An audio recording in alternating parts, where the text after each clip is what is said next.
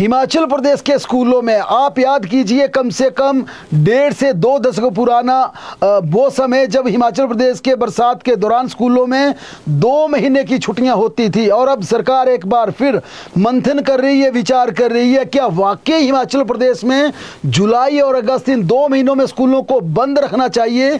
क्योंकि जिस प्रकार की, चाहे आप देखिए ऊना में दिल दहला देने वाली जिस प्रकार का वाक्य वहां से सामने आया, 3 झुग्गी वाले बच्चे वहां पर बह गए, या जिस प्रकार से रामपुर के समेज गांव में हुआ, या फिर कुल्लू के बागी पुल में हुआ, या फिर जिस प्रकार के मंडी जिला में बड़ी वारदात हुई। अब इन तमाम घटनाओं का अवलोकन करने के बाद अभी माना जा रहा कि अगस्त में भारी बारिश होगी।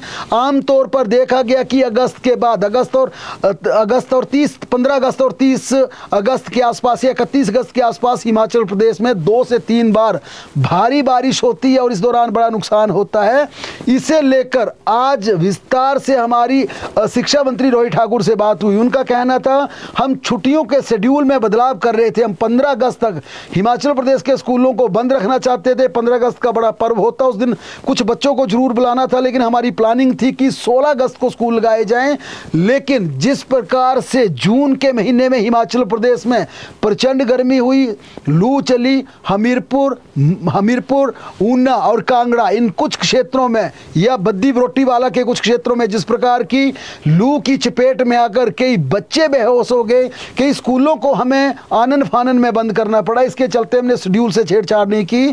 पिछले साल का शेड्यूल इसी साल हमने लागू कर दिया। लेकिन रोहित ठाकुर ने माना कि ये विधायकों से फीडबैक मिल रहा है, डीसी से फीडबैक मिल रहा है, एसडीएम से फीडबैक मिल रहा है, डिप्टी डायरेक्टर से फीडबैक मिल रहा है, अपने अधिकारियों से फीडबैक मिल रहा है कि हिमाचल प्रदेश में सही मायने में अगस्त का तांडव जुलाई और अगस्त महीने में होता है। इसके चलते उन्होंने कहा कि अधिकारियों को आदेश जारी कर दिए गए हैं कि इस साल दिसंबर महीने से पहले अगले साल का शेड्यूल तय कर लिया जाए, ताकि तमाम जिन छुट्टियों में टीचर्स ने कहीं पर घूमने जाना है, जिन बच्चों ने कहीं आउटिंग पर जाना है, उनकी प्लानिंग पहले हो जाए। क्योंकि जब बुकिंग हो जाती है, चाहे वो प्लेन की हो, ट्रेन की हो, या अपने वाहनों में जाने की व्यवस्था, होटल की बुकिंग हो, आनन फानन में बदलना मुश्किल होता है। इसके चलते रोहित ठाकुर ने कहा कि शिक्षा विभाग के अधिकारियों को यह आदेश पारित कर दिए हैं कि अगले साल बरसात की छुट्टियों का शेड्यूल इसी साल दिसंबर से पहले तय कर लिया जाए। और उन्होंने कहा कि शिक्षक संघों से हम प्रस्ताव मांगेंगे।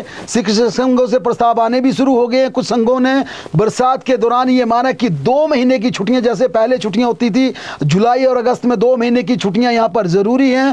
पहले भी बरसात में 2 महीने स्कूल बंद रहते थे। उसी व्यवस्था पर अब कुछ शिक्षक संघ वापस लौटना चाहते हैं। लेकिन यहाँ पर जो एजुकेशन डिपार्टमेंट की एक बड़ी दिक्कत रहेगी वो ये है कि हिमाचल प्रदेश में अब 52 दिन छुट्टियां होती हैं और इसके लिए अलग अलग शेड्यूल पूरे साल भर तय किया जाता है। इसके चलते शिक्षा मंत्री ने कहा है कि हम फाइनल कर रहे हैं।